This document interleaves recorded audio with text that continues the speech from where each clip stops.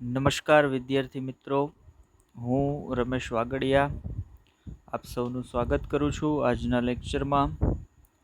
આજનો લેક્ચર આપણું જે રનિંગ ચેપ્ટર છે, જે ધોરણ 12નું 5મું ચેપ્ટર છે, આનુવંશિકતા અને ભિન્નતાના સિદ્ધાંતો, એના પરનો 8મો લેક્ચર છે.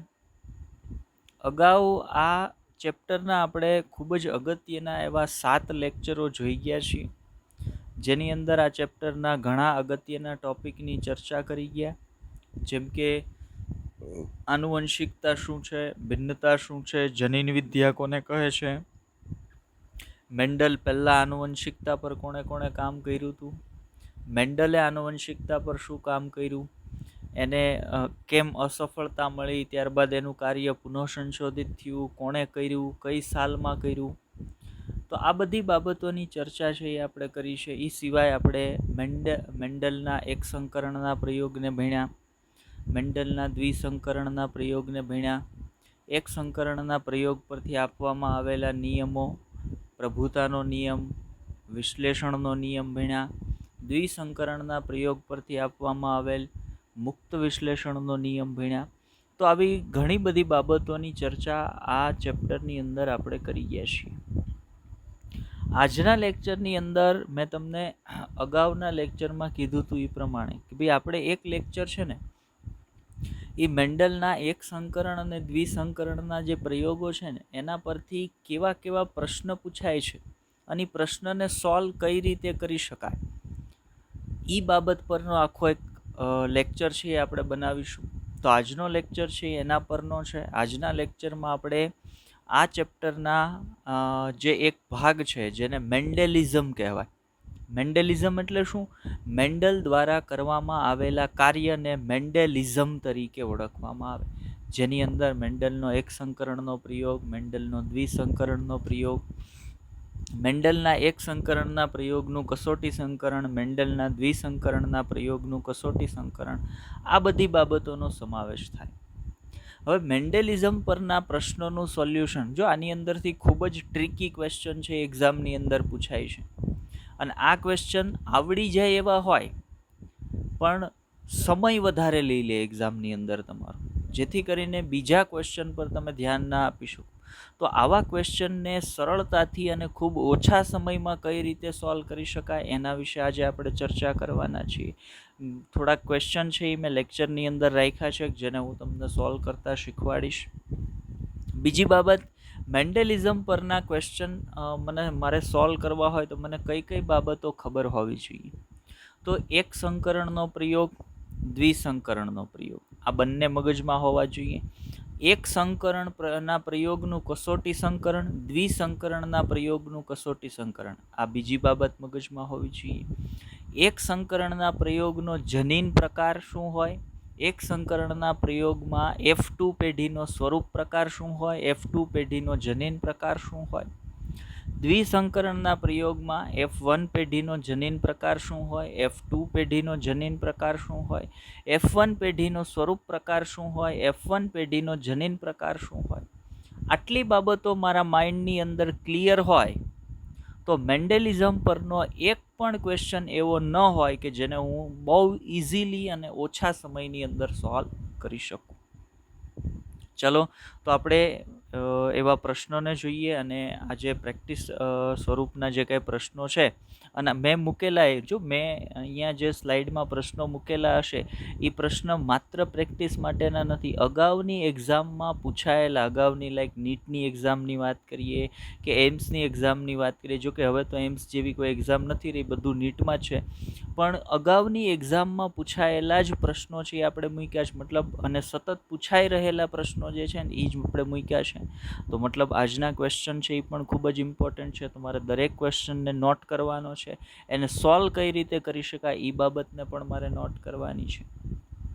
પણ એના પર જતા પહેલા હું તમને થોડાક એવા સૂત્ર વિશે માહિતગાર કરીશ કે જે સૂત્રની મદદ વડે તમે સરળતાથી જન્યુ કેટલા બનશે, અથવા કેટલા જનીન પ્રકારો બનશે, કેટલા સ્વરૂપ પ્રકારો બનશે, આની માહિતી તમે સરળતાથી મેળવી શકો. ચાલો તો આપણે લેક્ચરની શરૂઆત કરીએ.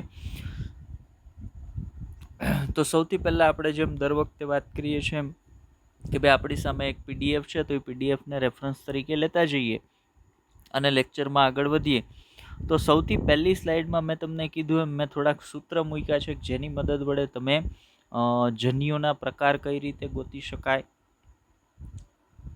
તો એ સૂત્રને સમજી લઈએ. તો પહેલું સૂત્ર આપણે શું મૂક્યું છે, જુઓ ધ્યાન આપજો. પહેલું સૂત્ર આપણે મૂક્યું છે કે તમે કોઈ પણ સંકરણના પ્રયોગની અંદર જે સંતતિને અથવા તો જેને સંકરણ કરવા માટે પસંદ કર્યા છે એની અંદર જન્યુ કેટલા અને કયા પ્રકારના પડશે ને એની માહિતી છે એ આ સૂત્ર દ્વારા મેળવી શકો છો, 2 to the power n.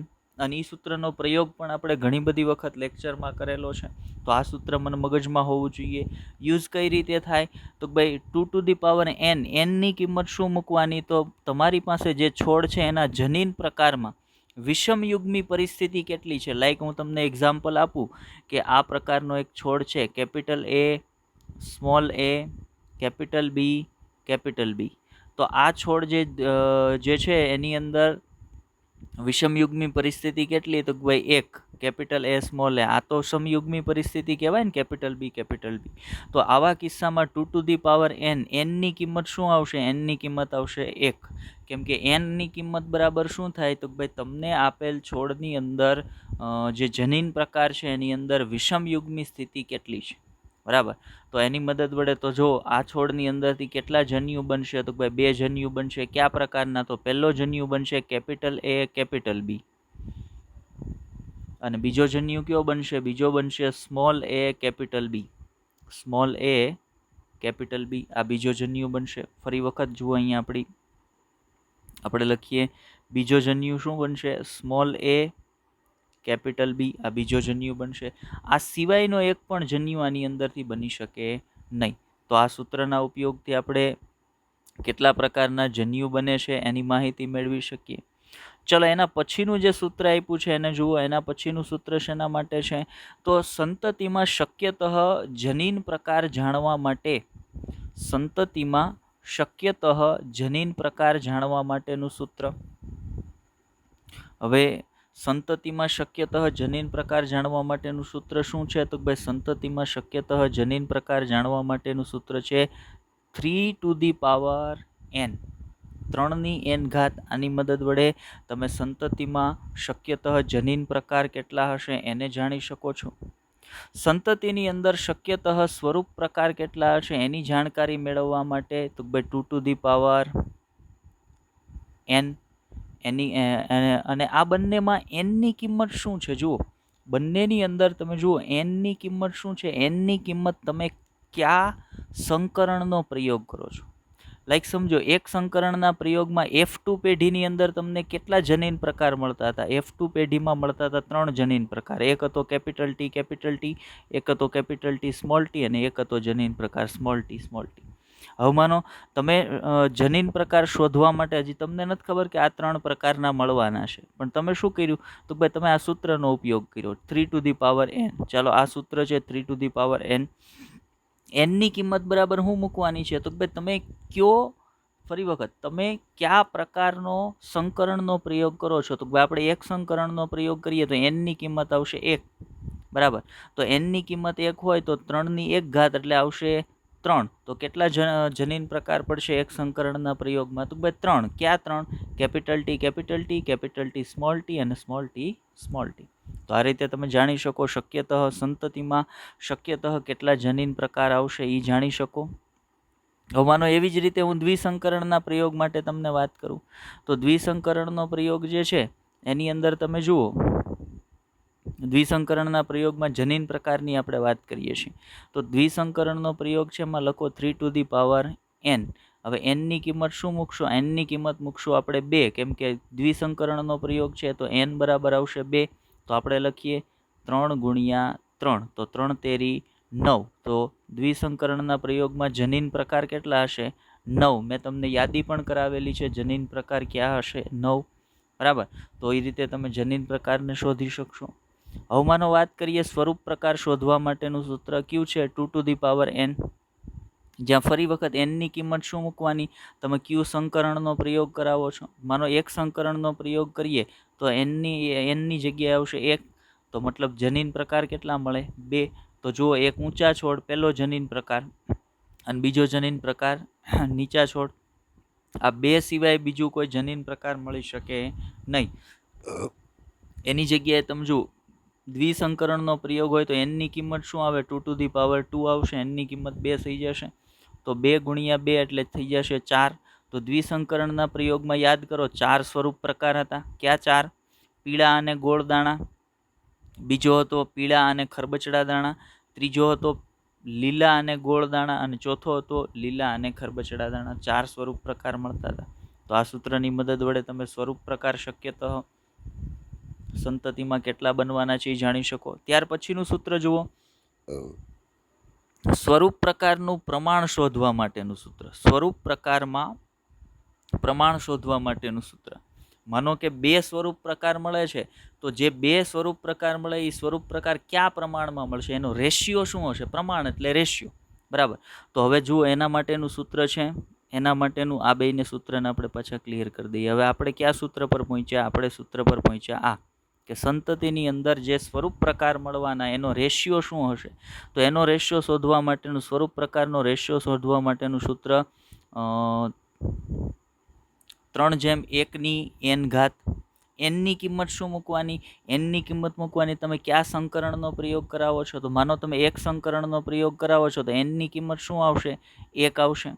તો એનની કિંમત 1 હોય ત્યારે તમને જે 4 છોડ મળવાના છે એ 4 છોડની અંદર જે સ્વરૂપ પ્રકાર છે એ સ્વરૂપ પ્રકારનો રેશિયો શું હશે? તો ભાઈ 1:3 મળશે એક છોડ. જે 2 સ્વરૂપ પ્રકાર મળવાના છે ને એમાં એક સ્વરૂપ પ્રકારના 3 છોડ હશે અને એક સ્વરૂપ પ્રકારનો 1 છોડ હશે. જેમ કે 3 ઊંચા અને 1 નીચો. તો F2 પેઢીની અંદર તમને જે છોડ મળે છે એ છોડના જે સ્વરૂપ પ્રકાર છે એનો રેશિયો શું હશે? તો ભાઈ એનો રેશિયો શોધવા માટેનું સૂત્ર આ છે.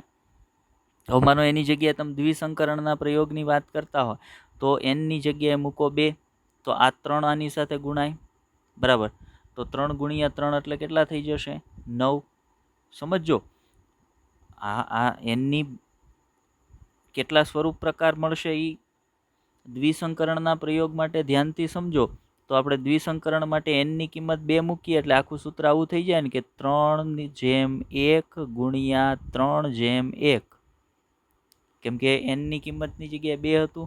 તો આને સોલ્વ કરો એટલે શું મળે? 9/3/3/1 આવું મળે છે, બરાબર. તો એની અંદર તમને 4 સ્વરૂપ પ્રકારો મળવાના, જેમાં પહેલો છે એ 9 મળશે, બીજો સ્વરૂપ પ્રકારના 3 છોડ મળશે, ત્રીજા સ્વરૂપ પ્રકારના 3 છોડ મળશે અને ચોથાના 1 મળશે. તો એનું પ્રમાણે તમને મળી જશે આ સૂત્ર પરથી દ્વિસંકરણના પ્રયોગનું. ચલો હવે વાત કરીએ, એવું જ સૂત્ર છે જનીન પ્રકાર માટે. તો જનીન પ્રકાર માટેનું સૂત્ર છે આ 1/2/1/n. ત્યાં એનની કિંમત ફરી પાછી કઈ જો પહેલું હતું એ સ્વરૂપ પ્રકાર માટે હતું, આ જનીન પ્રકાર શોધવા માટે છે, બરાબર. તો 1/2/1/n. તો એનની જગ્યાએ તમે કયો સંકરણનો પ્રયોગ કરાવો છો? તો એક સંકરણનો પ્રયોગ હોય તો જે F2 પેઢીની અંદર જે 4 છોડ મળે એમાં જનીન પ્રકાર શું હોય? તો ભાઈ એક ઊંચો શુદ્ધ અને ઊંચો, 2 મિશ્ર અને ઊંચા અને એક શુદ્ધ અને નીચો. એટલે થઈ ગયું કેવું? 1/2/1. તો એક સંકરણની અંદર, એક સંકરણના પ્રયોગમાં F2 પેઢીના જે છોડ છે એનો જનીન પ્રકાર આપણને આ રીતે મળ્યો. હવે એનની જગ્યાએ 2 મૂકો, એનની જગ્યાએ 2 મૂકો ત્યારે તમને જે જનીન પ્રકાર મળવાના છે એ ક્યાં મળશે? તો ભાઈ 1/2/1/4/2/1/1 જે 9 જુદા જુદા જનીન પ્રકારો તમને પ્રાપ્ત થવાના છે એ પ્રાપ્ત થશે. એનની કિંમત શું મૂકો? 2 મૂકો ત્યારે.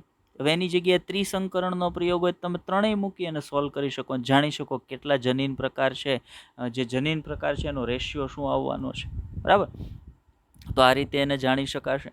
ચલો પછીનું સૂત્ર શું છે? પછીનું જે કુલ સંતતિની સંખ્યા પ્રાપ્ત કરવા માટેનું સૂત્ર. કુલ સંતતિ, હવે એનની જગ્યાએ કોની કિંમત મૂકવાની? તમે કયા સંકરણનો પ્રયોગ કરો છો? માનો એક સંકરણનો પ્રયોગ છે તો એનની કિંમત આવે 1. તો F2 પેઢીમાં કેટલી સંતતિ મળશે? 1 કિંમત હોય તો 4 ના 4 જ રહે, તો F2 પેઢીમાં 4 સંતતિ મળશે. હવે માનો એની જગ્યાએ દ્વિસંકરણનો પ્રયોગ છે તો એનની જગ્યાએ આવશે 2, તો 4ની 2 થઈ જશે, 4ની 2 ઘાત એટલે 4 × 4 તો ચોકે 16. તો F2 પેઢી દ્વિસંકરણના પ્રયોગમાં F2 પેઢીમાં કેટલી સંતતિઓ મળશે? 16 મળશે. એની જગ્યાએ ત્રિસંકરણનો પ્રયોગ હોય તો ચોકે ચોકે 16 ને 16 ચોખ્ખું ને 64, તો એની અંદર 64 સંતતિઓ છે એ મળશે. મતલબ આ સૂત્રમાં એનની કિંમત બરાબર શું આવશે? તમે કયા સંકરણનો પ્રયોગ કરો છો? તો આ જુદા જુદા સૂત્રોને ખાસ ધ્યાનમાં રાખવા કે જેથી કરીને આપણે સ્વરૂપ પ્રકાર સરળતાથી શોધી શકીએ, જનીન પ્રકાર સરળતાથી શોધી શકીએ, સ્વરૂપ પ્રકારનું પ્રમાણ, જનીન પ્રકારનું પ્રમાણ, આ બધું મારે ગોખવું ના પડે. આ સૂત્ર મને યાદ હોય તો કોઈ પણ સંકરણના સ્વરૂપ પ્રકાર, જનીન પ્રકાર હું બહુ ઇઝીલી પ્રાપ્ત કરી શકું.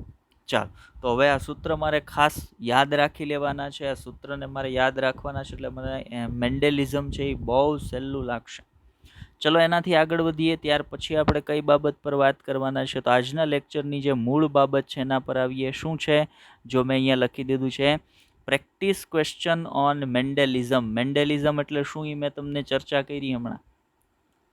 મેન્ડલના કાર્યને શું કહેવાય? મેન્ડલના કાર્યને મેન્ડેલિઝમ તરીકે ઓળખવામાં આવે છે. મતલબ મેન્ડલનો એક સંકરણનો પ્રયોગ એનું કસોટી સંકરણ, દ્વિસંકરણનો પ્રયોગ એનું કસોટી સંકરણ, પ્રભુતાનો નિયમ, વિશ્લેષણનો નિયમ, મુક્ત વિશ્લેષણનો નિયમ, આ જે કાર્ય છે મેન્ડલનું એને આપણે મેન્ડેલિઝમ તરીકે ઓળખીએ છીએ. તો એની અંદરથી કેવા કેવા ક્વેશ્ચન પૂછાય છે એની ચર્ચા આપણે કરવાની છે. ચલો એક પછી એક ક્વેશ્ચનને જોતા જઈએ.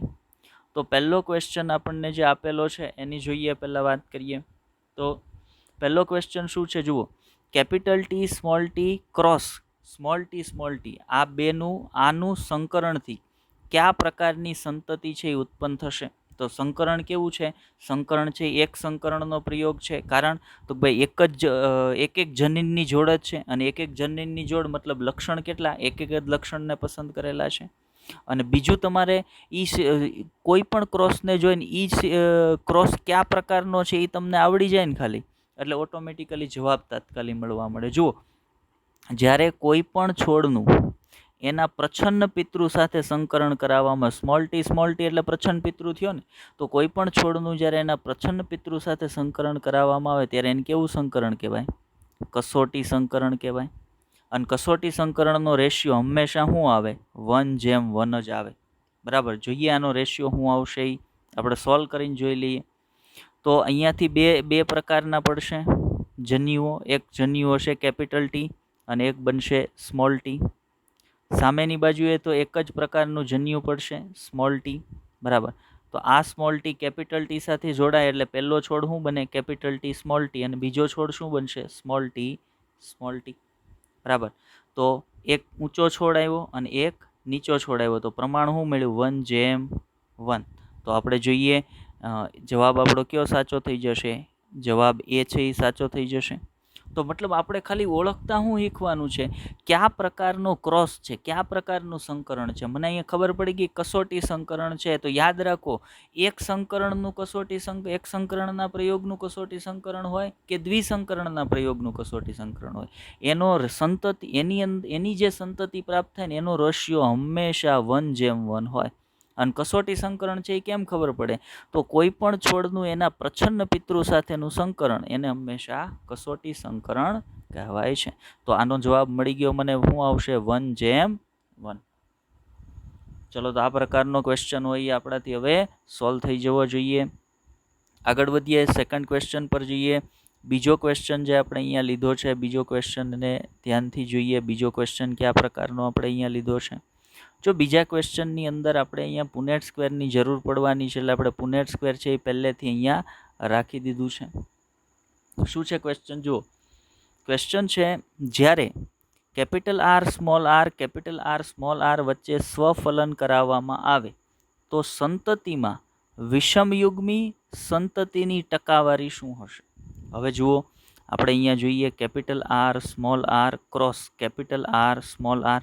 સંકરણ તો એક સંકરણ જ હશે, પણ બે વિષમયુગ્મી છે એટલે એક સંકરણની આ કઈ પેઢી હશે? F1 પેઢીના છોડ હશે. બરાબર. F1 પેઢીના છોડ છે એ F2 પેઢીના છોડ કઈ રીતે બનાવશે? તો પહેલાં જન્યુ પડે.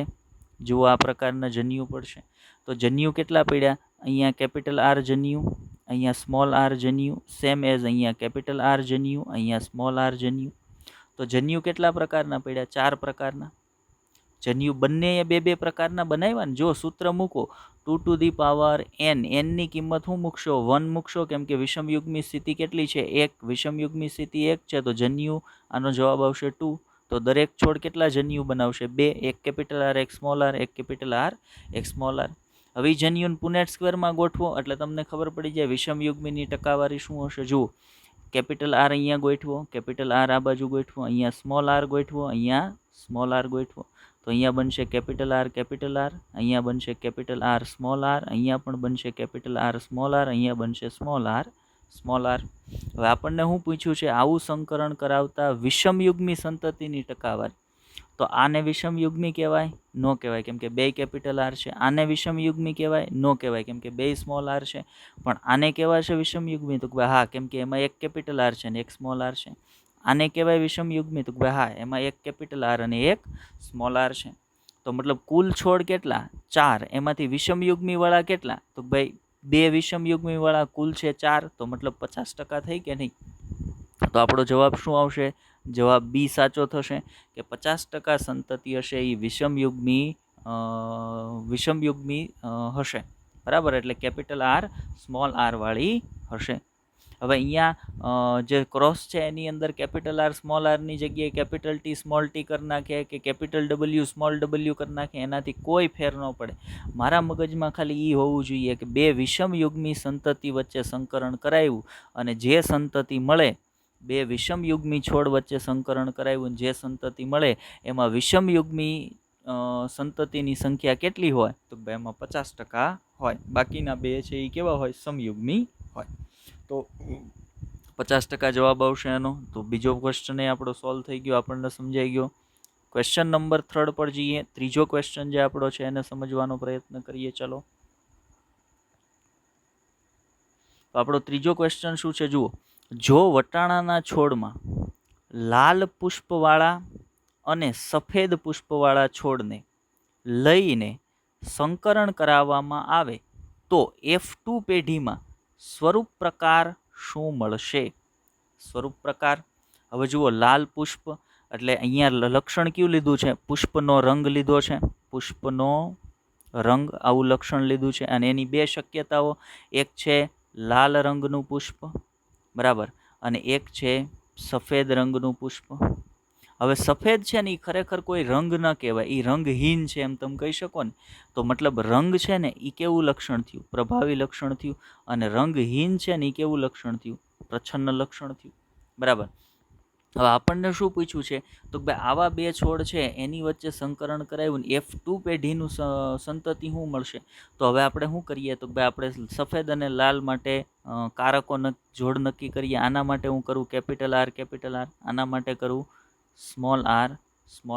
તો આ પ્રભાવી છે, આ પ્રચ્છન્ન છે. હવે એક સંકરણનો પ્રયોગ થાય છે. તો એક સંકરણનો પ્રયોગ કરવાનો તો આખો પ્રયોગ હવે મારે ન કરવો પડવો જોઈએ. મને ખબર જ હોવી જોઈએ કે એક સંકરણના પ્રયોગમાં F2 પેઢી છે એની અંદર શું મળે? કેવા છોડ મળે? તો ભાઈ એની અંદર એક છોડ મને મળશે લાલ, બીજા જો એક છોડ મને મળશે શુદ્ધ અને લાલ, બે છોડ મને મળશે મિશ્ર અને લાલ, અને એક છોડ મને મળશે સફેદ. હવે આપણને તો જનીન પ્રકાર નથી પૂછ્યા, આપણને પૂછ્યા સ્વરૂપ પ્રકાર. તો આ 3 છોડ કેવા હશે? આ 3 છોડ હશે લાલ, અને આ એક છોડ કેવો હશે? એ એક છોડ હશે સફેદ. મતલબ સ્વરૂપ પ્રકારનો રેશિયો શું આવશે? 3:1. માનો એક સંકરણનો પ્રયોગ છે, એક સંકરણના પ્રયોગમાં જો આ તમને સિમ્પલ આમે પૂછી શકાય પ્રશ્ન કે એક સંકરણના પ્રયોગમાં F2 પેઢીનો સ્વરૂપ પ્રકાર શું હોય, પણ એક્ઝામિનર એટલું સિમ્પલ પૂછે નહીં. એ તપાસે કે ભાઈ આ વ્યક્તિએ માત્ર ગોખેલું છે કે સમજેલ છે.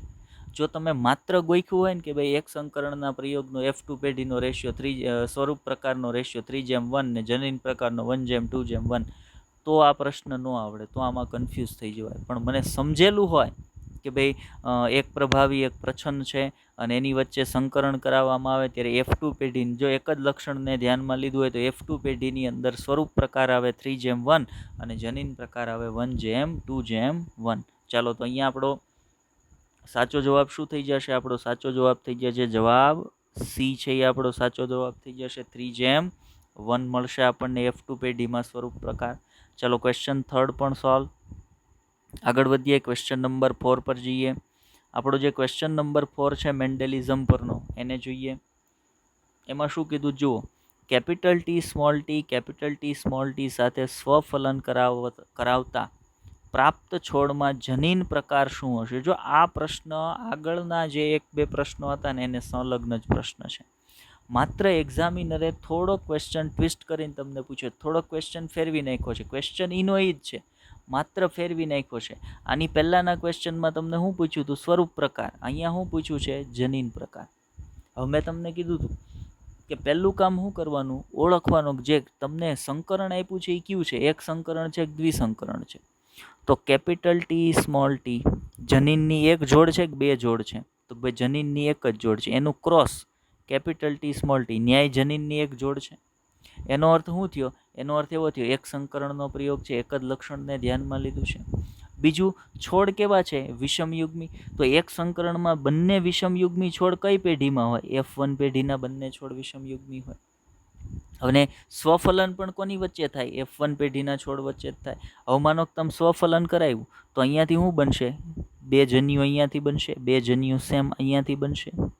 અહીંયાથી પહેલો જન્યુ બનશે કેપિટલ ટી, બીજો જન્યુ સ્મોલ ટી, અહીંયા ટી સ્મોલ ટી. હવે આણે બે જન્યુ બનાવ્યા, આણે પણ બે જન્યુ બનાવ્યા. બે મતલબ જો આપણને એ પણ ખબર છે જન્યુ કેટલા બની જાય, કેટલા પ્રકારના બની જાય, એના ઉપરથી છોડ કેટલા મળશે એ મને ખબર છે. 2 × 2 એટલે 4 છોડ મળવાના છે મને. હવે એ 4 છોડ મેળવવા હું પુનેટ સ્ક્વેરની અંદર આ જન્યુની ગોઠવણી કરું. જુઓ અહીંયા પુનેટ સ્ક્વેરમાં આપણે જન્યુની ગોઠવણી કરીએ. પુનેટ સ્ક્વેર ઓલરેડી આપણે સ્લાઇડમાં રાખ્યું છે. તો અહીંયા જુઓ, અહીંયા ગોઠવું કેપિટલ ટી પહેલો જન્યુ, અહીંયા ગોઠવું સ્મોલ ટી બીજો જન્યુ. સેમ અહીંયા ગોઠવું કેપિટલ ટી પહેલો જન્યુ, અહીંયા ગોઠવું સ્મોલ ટી બીજો જન્યુ. હવે અહીંયા થશે કેપિટલ ટી એક કેપિટલ ટી અહીંયાથી ને એક અહીંયાથી. અહીંયા થશે કેપિટલ ટી સ્મોલ ટી, અહીંયા થશે કેપિટલ ટી સ્મોલ ટી અને અહીંયા થશે સ્મોલ ટી. આ પ્રકારનો છોડ મળશે મને. હવે આ પ્રકારના છોડ મળે તો આપણને શું પૂછ્યું છે? એના જનીન પ્રકાર ગોતવાના કીધા છે. 4 છોડ મળ્યા, પણ 4 છોડમાં આનો જનીન પ્રકાર બાકીના 3 છોડથી અલગ છે. તો હા, તો એવો જનીન પ્રકાર કેટલામાં છે? એક છોડમાં. તો અહીંયા લખી દીધો એક. પછી જુઓ, આ જનીન પ્રકાર જેવો બીજા કોઈનો છે? તો હા, બીજા એક છોડનો જનીન પ્રકાર એના જેવો છે. એ સિવાય કોઈ નહીં, તો 2 છોડનો જનીન પ્રકાર છે, અહીંયા લખી દીધો અલગ. અને આ એક છોડનો જનીન પ્રકાર અલગ છે, એટલે અહીંયા લખી દીધું એક. તો F1 એક સંકરણના પ્રયોગમાં capital T small T cross capital T small T કરાવવામાં આવે ત્યારે સંતતિનો જે જનીન પ્રકાર આવશે એ હશે 1:2:1. અહીંયા શું કર્યું? જો એક સંકરણનો જ પ્રયોગ છે, પણ તમને પી પેઢીનું સંકરણ નથી આપ્યું, તમને સીધું F1 પેઢીથી સંકરણ આપ્યું છે અને તમને પૂછ્યું છે F2 પેઢીની અંદર જનીન પ્રકાર શું મળવાના છે?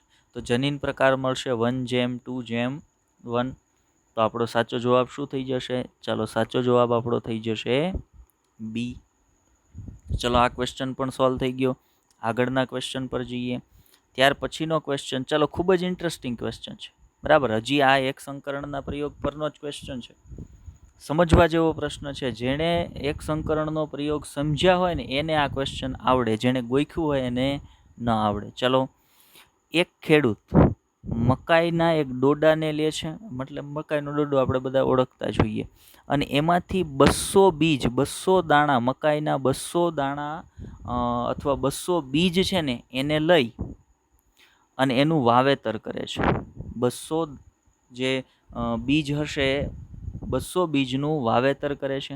હવે એ વાવેતરના પરિણામ સ્વરૂપે એને 140 ઊંચા છોડ, 200 બીજ વાવ્યા એણે, એમાંથી એને 140 ઊંચા છોડ મળ્યા અને 40 છે એ નીચા એટલે કે વામન છોડ પ્રાપ્ત થયા. તો પ્રાપ્ત થયા તો પ્રાપ્ત સંતતિ કેટલી છે? 140 અને બીજી 40 એટલે 180 જે પ્રાપ્ત સંતતિ છે, એ પ્રાપ્ત સંતતિનો જનીન પ્રકાર શું હશે? પ્રાપ્ત સંતતિનો જનીન પ્રકાર શું હશે? 140 ઊંચા અને 40 નીચા છે, બરાબર. તો એનો જનીન પ્રકાર શું હશે? તો ધ્યાનથી સમજો, અથવા ધ્યાન આપો, આ કયો ક્રોસ છે, આ કયું સંકરણ છે? તો ભાઈ લક્ષણને તમે ધ્યાનમાં આપો. એણે શું કીધું છે? ઊંચા અને નીચા. મતલબ એક જ લક્ષણ ધ્યાનમાં લીધું છે. એની બે શક્યતા છે, છોડની ઊંચા છોડ અને નીચા છોડ. મતલબ કયા સંકરણનો પ્રયોગ થયો?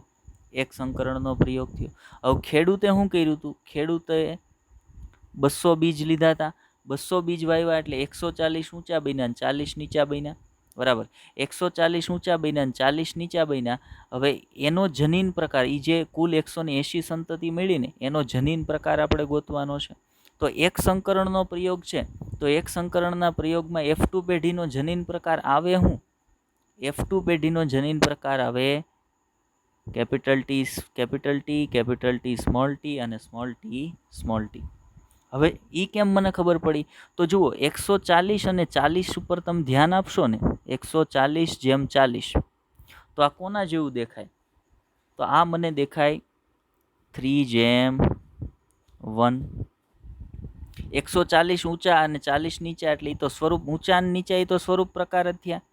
તો સ્વરૂપ પ્રકાર 3:1 કોના આવે? સ્વરૂપ પ્રકાર 3:1 આવે એક સંકરણની F2 પેઢીના. તો જેનો પણ સ્વરૂપ પ્રકાર 3:1 હોય ને, એનો જનીન પ્રકાર શું હોય? તો ભાઈ એનો જનીન પ્રકાર હોય 1:2:1. ત્યાં 1 શું હોય? Capital T. 2 શું હોય? Capital T small T. અને 1 શું હોય? Small T. મતલબ આપણો જવાબ શું થઈ જાય? જવાબ એ કેપિટલ ટી સ્મોલ ટી અને સ્મોલ ટી. આ પ્રકારના જનીન પ્રકારો છે, એને સંતતિની અંદર પ્રાપ્ત થશે. ચલો, સમજાઈ ગયું હશે આપણને. આગળના ક્વેશ્ચન પર જઈએ. ચલો, ત્યાર પછીનો ક્વેશ્ચન આપણે જે જોવાનો છે એ જોઈએ. જો હવે જે ક્વેશ્ચન છે એ એક સંકરણનો નથી. હવે જે ક્વેશ્ચન છે એ દ્વિસંકરણના પ્રયોગ પરનો ક્વેશ્ચન છે. મને કેમ ખબર પડી ગઈ? તો દરેક છોડની અંદર જનીનની જોડી જુઓ. Capital A capital A small a પહેલી જનીનની જોડી, કેપિટલ બી બીજી જનીનની જોડી. તો બે જનીનની જોડી મતલબ બે લક્ષણ, અને બે લક્ષણને ધ્યાનમાં રાખી અને છોડ વચ્ચે સંકરણ કરાવવામાં આવે તો એ દ્વિસંકરણનો પ્રયોગ થયો.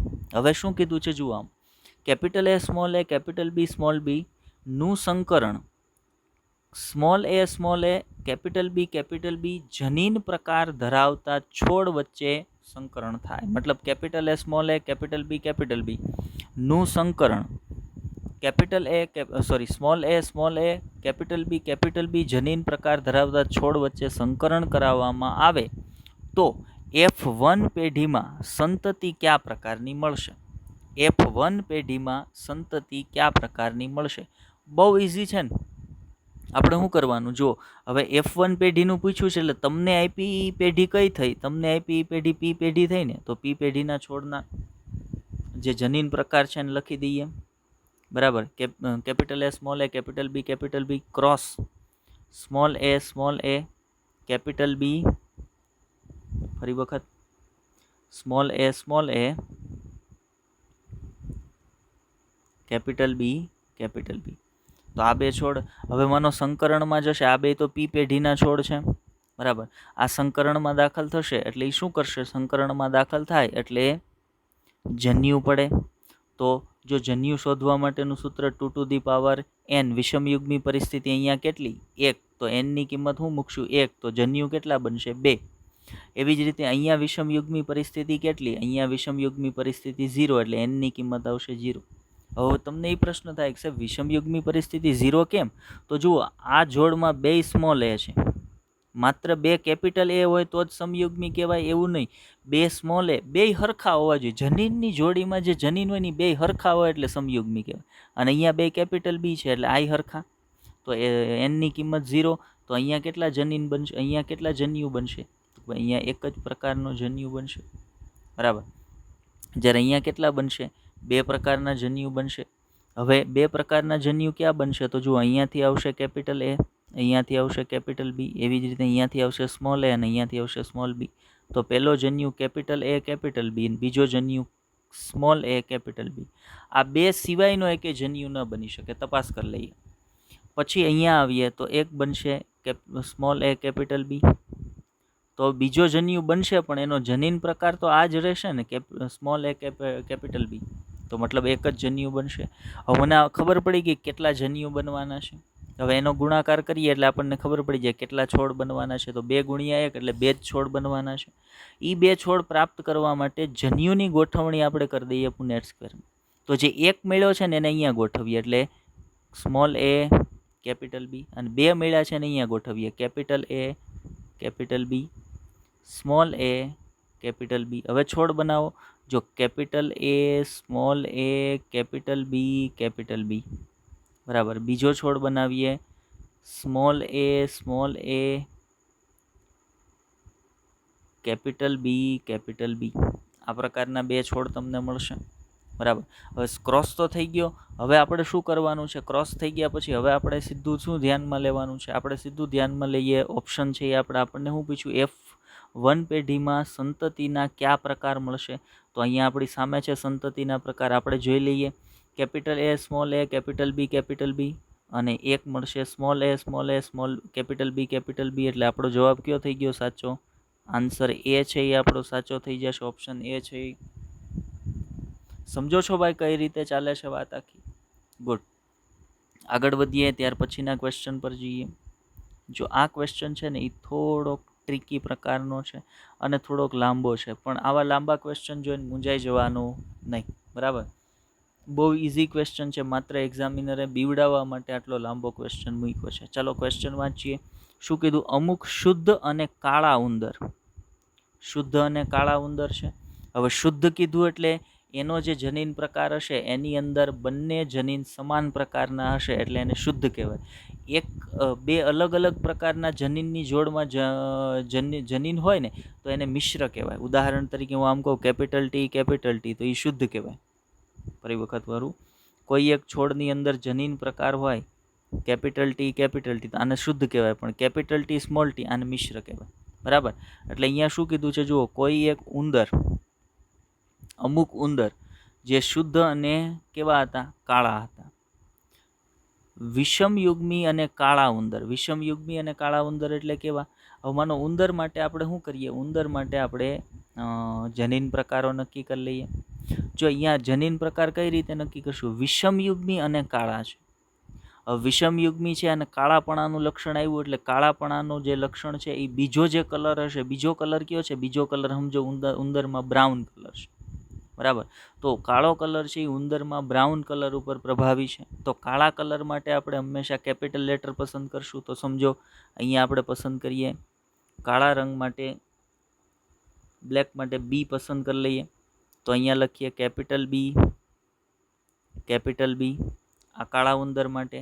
અને બીજો જે કાળો ઉંદર છે વિષમયુગ્મી છે એના માટે કેપિટલ બી સ્મોલ બી કરી દઈએ, કેમ કે એ વિષમયુગ્મી છે એટલે બે બી કેપિટલ નહીં હોય. હવે આ બે ઉંદરો શું થયું? બે ઉંદરો મિક્સ થઈ ગયા. હવે બેયના સ્વરૂપ પ્રકાર તો સમાન જ છે, ખાલી જનીન પ્રકાર બેયના અલગ અલગ છે. હવે તમને એવું પૂછ્યું છે કે તમારી પાસે સૌથી સરળ રસ્તો કયો છે કે જેની મદદથી તમે જાણી શકો કે કયા ઉંદર શુદ્ધ અને કાળા છે? જે કુલ ઉંદરો મિક્સ થઈ ગયા છે એમાંથી શુદ્ધ અને કાળા ઉંદર ક્યાં છે એ તમે કયા સંકરણની મદદ વડે જાણી શકો? આ બે પ્રકારના ઉંદરના સ્વરૂપ પ્રકાર સમાન છે. બે કેવા છે? કાળા ઉંદર છે, પણ એક છે એ શુદ્ધ અને કાળો છે અને એક છે એ વિષમયુગ્મી અને કાળો છે, એટલે મિશ્ર અને કાળો છે. તો તમારે આ બધા મિક્સ થઈ ગયા એમાંથી શોધવું છે કે જે શુદ્ધ અને કાળો કયો છે. તો કોઈ પણનો જનીન પ્રકાર જાણવો હોય, તો કયું સંકરણ કરવું પડે? તો ભાઈ હંમેશા કસોટી સંકરણ કરવું પડે. જો આપણે અહીંયા શું કરવું છે? આપણે ઉંદરનો જનીન પ્રકાર જાણવો છે, કેમ કે સ્વરૂપ પ્રકાર તો બેયના હરખા છે. આ ઉંદર એ કાળા રંગનો દેખાય ને આ ઉંદર એ કાળા રંગનો દેખાય છે. હવે આ બે જે કાળા રંગમાં દેખાય ને એમાંથી શુદ્ધ અને કાળા રંગનો કયો છે ને એ મારે પસંદ કરવાનું છે. મતલબ મારે એનો જનીન પ્રકાર પસંદ કરવાનો છે. તો જનીન પ્રકાર પસંદ કરવા માટે મારે હંમેશા કસોટી સંકરણ કરાવવું પડે. અને યાદ રાખવાનું, કસોટી સંકરણ કોની સાથે થાય? પ્રચ્છન્ન પિતૃ સાથે. તો આ ક્રોસની અંદર પ્રચ્છન્ન કોણ છે? Small B. તો પ્રચ્છન્ન પિતૃ એટલે સ્મોલ બી જનીન પ્રકાર ધરાવતો જે પિતૃ એને પ્રચ્છન્ન પિતૃ કહેવાય. તો તમારે શું કરવાનું થાય? તો ભાઈ તમારે દરેક મિક્સ થયેલા જે ઉંદર છે ને એમાંથી દરેક ઉંદરને લઈ અને એનું સંકરણ પ્રચ્છન્ન પિતૃ જે એનો સમયુગ્મી પ્રચ્છન્ન પિતૃ છે, જેનું જનીન પ્રકાર સ્મોલ બી છે, એની સાથે સંકરણ કરાવવા. હવે જ્યારે તમે કસોટી સંકરણ કરો, એક સંકરણનું એક દ્વિસંકરણનું, એનો રેશિયો શું મળે? 1:1. તો તમે શું કર્યું? તમે એક ઉંદર લીધો, એનું સંકરણ કરાવ્યું સ્મોલ બી સાથે, એટલે સંતતિ જે પ્રાપ્ત થઈ એમાં 2 ઉંદર મળ્યા ને એમાંથી એક ઉંદર કાળા રંગનો થયો ને એક ઉંદર છે એ બ્રાઉન રંગનો થયો. સ્મોલ બી એટલે બ્રાઉન રંગ, મતલબ પ્રમાણ શું મળ્યું? 1:1. એક ઉંદર કાળા રંગનો થયો ને એક ઉંદર બ્રાઉન રંગનો થયો. એનો અર્થ એવો થયો કે તમે જે ઉંદરને સંકરણ કરવા માટે લીધો તો એનો જનીન પ્રકાર શું છે? Capital B. શુદ્ધ અને સમયુગ્મી છે. શુદ્ધ અને સમયુગ્મી કાળો ઉંદર છે. જો એની જગ્યાએ વિષમયુગ્મી હોત તો શું હોત? તો વિષમયુગ્મી હોત તો તમને શું મળત? તો ભાઈ તમને એક મળત. જો માનો કે આવી રીતના છે, capital B small B cross, capital B small B small B. હા, 1:1 પ્રમાણ છે ને તમને આ ક્રોસમાં મળશે. મારી ભૂલ થઈ. 1:1 પ્રમાણ છે ને આ ક્રોસમાં મળશે. પણ તમારે કેવા ગોતવાના છે? શુદ્ધ અને કાળા ઉંદર. એટલે તમે જ્યારે કોઈ પણ ઉંદરને લ્યો ને એનું સંકરણ એના પ્રચ્છન્ન પિતૃ સાથે કરાવો અને મળતી તમામ સંતતિ, જેટલી બે સંતતિ 2 ઉંદર મળ્યા ને બંને ઉંદર કેવા થાય? તો બંને ઉંદર કાળા બને. તો સમજી લેવાનું કે તમે જે સંકરણમાં ઉંદર પસંદ કર્યો હતો એ કેવો હતો? શુદ્ધ અને કાળો છે. પણ તમે જે ઉંદર પસંદ કર્યો સંકરણમાં એ મિશ્ર અને કાળો હોય તો જે સંતતિ મળશે એમાં એક છે એ કાળા રંગનો થશે ને એક બ્રાઉન કલરનો થશે. તો આ કસોટી સંકરણની મદદ વડે આવી રીતે તમે જાણી શકશો. હવે ઓપ્શન જુઓ. તમે તેનું સંકરણ શુદ્ધ અને કાળા ઉંદર સાથે કરાવશો? નહીં, આપણે અહીંયા હમણાં જ નક્કી કર્યું શુદ્ધ અને બ્રાઉન કલરનો ઉંદર, કેમ કે એની સાથે સ્મોલ બી છે, એટલે પહેલો ઓપ્શન ખોટો થઈ ગયો. બીજો ઓપ્શન જુઓ. તમે એનું સંકરણ બ્રાઉન ઉંદર સાથે કરાવશો અને જે સંતતિ પ્રાપ્ત થશે એ તમામ કેવી થઈ? કાળા ઉંદર મળશે. સાચું, આ ઓપ્શન આપણો સાચો છે. અહીંયા જો મેં કીધું કે તમે એનું સંકરણ સ્મોલ બી સાથે કરો ને તમામ સંતતિ કાળા રંગની મળે, તો એનો અર્થ એવો થાય કે તમે લીધેલો ઉંદર છે એ શુદ્ધ અને કાળા રંગનો ઉંદર છે. તો આપણો ઓપ્શન બી છે એ રાઈટ થઈ જશે. બાકીના ઓપ્શન હવે આપણે તપાસવા નથી, કેમ કે આપણને સાચો ઓપ્શન છે એ મળી ગયો છે. તમે જોઈ લેજો, એક વખત વાંચી લેજો. આપણે અહીંયા તપાસતા નથી, આપણને સાચો ઓપ્શન મળી ગયો છે. ચલો આગળ વધીએ. ત્યાર પછીના ક્વેશ્ચન પર જઈએ. ત્યાર પછીનો ક્વેશ્ચન છે એક સંકરણના પ્રયોગ પરનો. જુઓ, મેન્ડલના વટાણાના છોડમાં ઊંચાઈના લક્ષણનો અભ્યાસ કરવા સંકરણ કરાવ્યું. મેન્ડલે વટાણાના છોડમાં ઊંચાઈના લક્ષણનો અભ્યાસ કરવા સંકરણ કરાવ્યું. એના પરિણામે શું મળે છે? જુઓ, એના પરિણામે એને 73.97% ઊંચા છોડ અને 26.3% નીચા છોડ મળ્યા. મેન્ડલે વટાણાના છોડમાં ઊંચાઈનું જે એક લક્ષણ છે એનો અભ્યાસ કરવા માટે એનું સંકરણ કરાવ્યું અને એ સંકરણના પરિણામ સ્વરૂપે એને 73.97% ઊંચા છોડ મળ્યા અને 26.3% નીચા છોડ મળ્યા. તો પિતૃ કેવા હશે?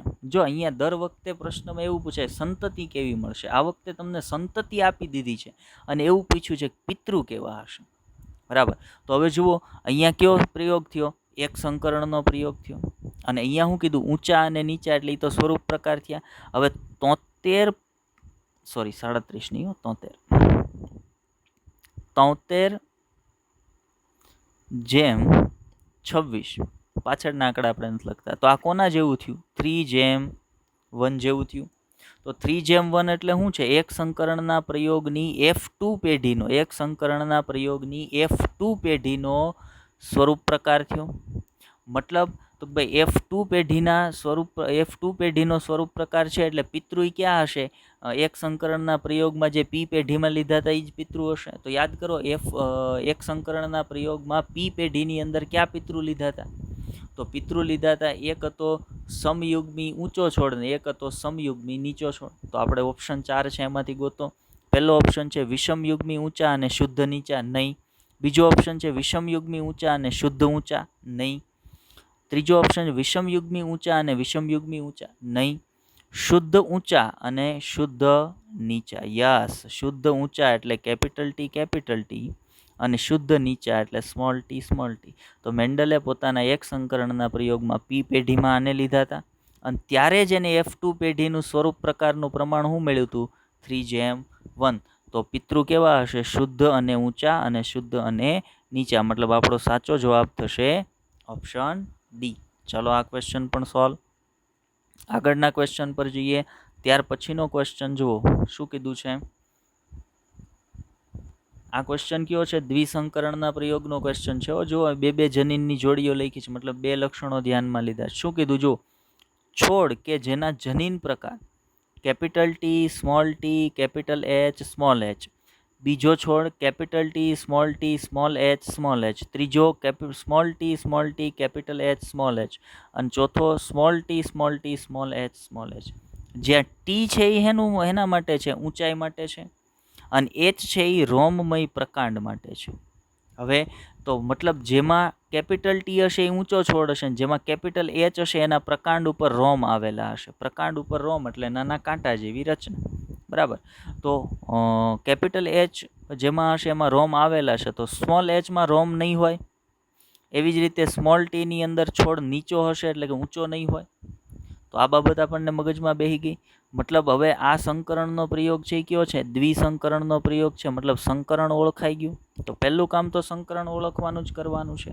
હવે હું પૂછું, જુઓ આપેલ 4 જનીન પ્રકારમાંથી 4 જનીન પ્રકાર તમને ઉપર આપ્યા છે, એમાંથી કોની વચ્ચે સંકરણ કરતા સંતતિના સ્વરૂપ પ્રકાર 1:1:1:1 મળે. તો હવે યાદ કરો, 1:1:1:1 સ્વરૂપ પ્રકાર છે એ કોના રિઝલ્ટનું છે? તો આપણે કહીએ દ્વિસંકરણના પ્રયોગનું જે કસોટી સંકરણ છે ને, એ દ્વિસંકરણનું હોય કે એક સંકરણનું હોય, એનો કસોટી સંકરણનો રેશિયો એ સ્વરૂપ પ્રકાર કે જનીન પ્રકારનો શું હોય? 1:1:1:1 હોય. અને કસોટી સંકરણ હંમેશા કોની સાથે થાય? તો ભાઈ કસોટી સંકરણ હંમેશા પ્રચ્છન્ન પિતૃ સાથે થાય. વિષમયુગ્મી પિતૃનું એટલે capital T, small T, capital H, small એચનું સંકરણ તમારે કોની યાર કરાવવું પડે? તમારે કરાવવું પડે સ્મોલ ટી, સ્મોલ એચ. આ પ્રચ્છન્ન પિતૃ થયો. તો વિષમયુગ્મી પિતૃનું પ્રચ્છન્ન પિતૃ સાથેનું સંકરણ એટલે કસોટી સંકરણ થયું, અને એનો રેશિયો શું મળે? 1:1. તો ઉપરની જે 4 સંતતિઓ આપી હતી, જુઓ ઓપ્શન જુઓ, એમાંથી કોની વચ્ચે તમે સંકરણ કરાવશો ત્યારે સ્વરૂપ પ્રકારનો રેશિયો 1:1:1 મળશે. તો જુઓ capital T, small T, capital H, small H. જુઓ capital T, small T, capital H, small H નું સંકરણ કરાવવાનું છે સ્મોલ ટી, સ્મોલ એચ સાથે. તો એવો ઓપ્શન છે તમારી સામે? હા, ઓપ્શન ડી. જુઓ ઓપ્શન ડી આવો જ છે. અને આવું સંકરણ કેમાં હોય? દ્વિસંકરણના કસોટી સંકરણ. જો આપણે ભણ્યા એમાં capital R, capital Y, small R, small Y હતું. પણ દરેક વખતે એક્ઝામિનર એવા જ આલ્ફાબેટ લે એવું જરૂરી નથી. એ આલ્ફાબેટ બદલી નાખે. તો આપણે આલ્ફાબેટથી કોઈ ફેર નથી પડતો. આપણે વસ્તુને સમજેલા હોય એટલે કોઈ પ્રોબ્લેમ થાય નહીં. બરાબર. ચાલો, તો આ ક્વેશ્ચન પણ આપણને સમજાઈ ગયો, આપણે સોલ્વ કરી નાખ્યો છે. આગળ વધીએ. ત્યાર પછીનો ક્વેશ્ચન પણ દ્વિસંકરણના પ્રયોગ પરનો જ છે. શું છે જુઓ. તો કીધું છે દ્વિસંકરણના પ્રયોગમાં capital A, capital B, small B cross capital A, capital B, small B વચ્ચે સંકરણ કરાવવામાં આવે છે, ત્યારે પ્રાપ્ત થતી 16 સંતતિમાંથી કેટલી સંતતિ 2 પ્રભાવી કારકો ધરાવતી હશે? કેટલી સંતતિ 2 પ્રભાવી કારકો ધરાવતી હશે? હવે 2 પ્રભાવી કારકનો મિનિંગ આવો નથી સમજવાનો. કેપિટલ આર, કેપિટલ વાય, તો આ પ્રભાવી છે ને આ પ્રભાવી છે એમ નહીં. Capital R, capital Y, small Y. જો એક આ પ્રભાવી અને આ એક બીજું પ્રભાવી, આને 2 પ્રભાવી જનીનો અથવા 2 પ્રભાવી કારકો ધરાવતી સંતતિ કહેવાય. તો હવે તમારે શું કરવાનું છે? તો આ વસ્તુ છે ને એના માટે કાં તો તમારે આખું ચેકરબોર્ડ બનાવવું પડે, કાં તો મેં તમને ઓલી સ્મોલ ટ્રીક આપી હતી જેનાથી તમે જનીન પ્રકાર યાદ રાખી શકો છો. હવે એ ટ્રીક શું હતી જુઓ, ફરી વખત કહી દઉં. Capital R, capital Y, capital Y, small Y, small Y, બરાબર. પછી capital R small R, capital R small R, capital R small R, capital Y small Y, small Y, અને small R small R, small R small R, small R small R, capital Y small Y, small Y small Y. હવે શું હતું? 1:2:1:2:4:2:1:1, બરાબર. તો આ તમને યાદ હોય ને, આ આવડતું હોય એટલે તમારે પુનેટ સ્ક્વેર બનાવ્યા વગર તમે ઇઝીલી જાણી શકો તમને જે પ્રાપ્ત 16 સંતતિ છે એમાં બે વિષમયુગ્મી કારકો કે બે પ્રભાવી કારકો ધરાવતા છોડ અથવા સંતતિ કેટલી હશે. ચલો આપણે ગોતીએ. જો આની અંદર 2 નહીં 4 પ્રભાવી કારક છે. પહેલા છોડમાં 4 પ્રભાવી કારક છે એટલે એને ગણવાનો નહીં. બીજા છોડમાં 3 પ્રભાવી કારક છે, 2 કેપિટલ આર ને 1 કેપિટલ વાય, એટલે એને નહીં ગણીએ. ચલો આને ચોકડી જ મારતા જઈએ, આને નથી ગણવાના. પછીનામાં જુઓ કેપિટલ આર સ્મોલ વાય, તો મતલબ આની અંદર 2 પ્રભાવી કારકો છે, બરાબર. પછીનામાં જુઓ capital R small R, capital Y, તો આ આવશે નહીં. ત્યાર પછીનામાં જુઓ capital R small R, capital Y small Y, તો આ આવશે કેમ કે એમાં 1 કેપિટલ આર છે ને 1 કેપિટલ વાય છે, તો 2 પ્રભાવી કારક થયા. પછીનામાં જુઓ તો કેપિટલ આર સ્મોલ વાય, તો 2 પ્રભાવી કારકો નથી. પછીનામાં જુઓ capital small R, capital Y, તો 2 પ્રભાવી કારકો છે. 2 કેપિટલ વાય છે પણ 2 પ્રભાવી કારકો તો છે જ. પછી જુઓ સ્મોલ આર, કેપિટલ વાય, તો એક જ પ્રભાવી કારક છે, 2 નથી. ત્યાર પછીનામાં જુઓ સ્મોલ આર, વાય, તો એમાં પણ નથી. હવે જુઓ છોડ કેટલા, તો અહીંયા 1 છોડ છે, અહીંયા 4 છોડ છે આવા, બરાબર, અને અહીંયા 1 છોડ છે, તો 1 + 4 એટલે 5 અને 1 6, તો કુલ કેટલા છોડ હશે? એવા 16 સંતતિ છે, એમાંથી એવા છોડ કેટલા હશે જેમાં 2 પ્રભાવી કારકો હશે? એવા છોડ હશે 6 છોડ હશે 16માંથી. તો આપણને ઓપ્શન ડી આપ્યો છે. ઓપ્શન ડી આપણો સાચો ઓપ્શન થશે કે ભાઈ 2 પ્રભાવી કારકો ધરાવતા 16માંથી કુલ કેટલા છોડ હશે? 6 છોડ એવા હશે જેની અંદર 2 પ્રભાવી કારક હશે. કઈ રીતે? 1 આ, 4 આ, 1 આ, તો 4 ને 2 6. ક્લિયર ભાઈ? ચલો આગળના ક્વેશ્ચન પર જઈએ. ત્યાર પછીનો ક્વેશ્ચન છે દ્વિસંકરણના પ્રયોગ પરનો ક્વેશ્ચન છે. જો દ્વિસંકરણના પ્રયોગમાં 80 છોડ પ્રાપ્ત થાય છે તો સમયુગ્મી અને વિષમયુગ્મીનું પ્રમાણ, દ્વિસંકરણનો પ્રયોગ છે એમાં 80 છોડ પ્રાપ્ત થાય છે તો એમાં સમયુગ્મી અને વિષમયુગ્મીનું પ્રમાણ શું હશે? બરાબર. તો હવે તમને દ્વિસંકરણનો પ્રયોગ આપણે ભણી ગયા છીએ, તો દ્વિસંકરણના પ્રયોગને આપણે ભણી ગયા એટલે આપણને ઓલું યાદ છે, કેપિટલ એના જનીન પ્રકારો યાદ છે, હમણાં જ મેં લખ્યા હતા. તો એ જનીન પ્રકાર પ્રમાણે ઓકે. ચલો એક કામ કરીએ, આ ક્વેશ્ચનને હું આજ સોલ્વ નથી કરાવતો, આ ક્વેશ્ચન આપણે તમને આપી દઈએ છીએ હોમવર્ક, બરાબર. ક્વેશ્ચનને ધ્યાનથી સમજજો. તમારા આમાં હું ખાલી એના જનીન પ્રકાર વ્યવસ્થિત તમને ખબર હોય ને તો ખાલી 80 છોડ, જો 16માંથી એટલા મળે છે તો 80માંથી એટલા મળશે, એ તો સીધું થઈ જાય. પણ તમારે શું જોવાનું એની અંદર, જો આને સમયુગ્મી કહેવાય, કેપિટલ આર, કેપિટલ વાય, આને સમયુગ્મી કહેવાય. સ્મોલ આર, કેપિટલ વાય, આને સમયુગ્મી કહેવાય. કેપિટલ આર, સ્મોલ વાય, આને સમયુગ્મી કહેવાય. મતલબ એક જનીનની જોડીમાં બંને કારકો સમાન હોય ને, ભલે 2 જોડી અલગ અલગ છે, એની અંદર એકમાં કેપિટલ બંને હોય ને એકમાં સ્મોલ બંને હોય, તો એને કહેવાશે તો સમયુગ્મી, બરાબર. એટલે આવા જે હોય ને એને જ સમયુગ્મી તરીકે ધ્યાનમાં લેવાના. તો ચલો આને સોલ્વ કરીને તમારે કોમેન્ટ કરવાની છે, આન્સર આપવાનો છે મને. ચલો આગળના ક્વેશ્ચન પર જઈએ. ત્યાર પછીનો ક્વેશ્ચન પાછો એક સંકરણના પ્રયોગ પરનો છે. શું કીધું છે જુઓ, એક સંકરણના પ્રયોગમાં 120 છોડ પ્રાપ્ત થાય છે તો પ્રાપ્ત સંતતિમાં સમયુગ્મી અને વિષમયુગ્મી નું પ્રમાણ શું હશે? તો જુઓ એક સંકરણનો પ્રયોગ છે તો એની F1 પેઢીની અંદર તમે જુઓ રેશિયો શું છે? 1 જનીન પ્રકારનો રેશિયો 1:2:1 છે. પહેલા કેપિટલ ટી, ઓકે, પેન સેજ વ્યવસ્થિત નથી ચાલતી. કેપિટલ ટી, પછી છે કેપિટલ ટી સ્મોલ ટી, અને પછી છે સ્મોલ ટી. હવે તમને શું પૂછ્યું છે? તમને પૂછ્યું છે સમયુગ્મી અને વિષમયુગ્મીનું પ્રમાણ. તો આ કેપિટલ ટીને તમે સમયુગ્મી કહેશો કે વિષમયુગ્મી? તો એને સમયુગ્મી કહેવાશે. સ્મોલ ટીને તમે સમયુગ્મી કહેશો કે વિષમયુગ્મી? એને સમયુગ્મી કહેવાશે. અને કેપિટલ ટી સ્મોલ ટીને તમે સમયુગ્મી કહેશો કે વિષમયુગ્મી? તો એને વિષમયુગ્મી કહેવાશે. આ બે સમયુગ્મી છે. તો કુલ 4 છોડ છે, એમાંથી 1 અને 2 આ બે સમયુગ્મી છે અને 2 વિષમયુગ્મી થયા. બરાબર. તો કુલ છોડ શું છે? જો 4 માંથી 2 સમયુગ્મી અને 2 વિષમયુગ્મી. બરાબર. તો કુલ 120 માંથી 60 છે એ સમયુગ્મી થશે અને 60 છે એ વિષમયુગ્મી થશે. ચલો, એવો ઓપ્શન આપણી પાસે છે. તો હા, કયો છે? Option number B. તો મતલબ આપણને ખબર પડી ગઈ કે ઓપ્શન બી છે એ આપણો સાચો ઓપ્શન થશે વિષમયુગ્મી અને સમયુગ્મી માટે. ચલો, તો આ ક્વેશ્ચન પણ સોલ્વ થઈ ગયો.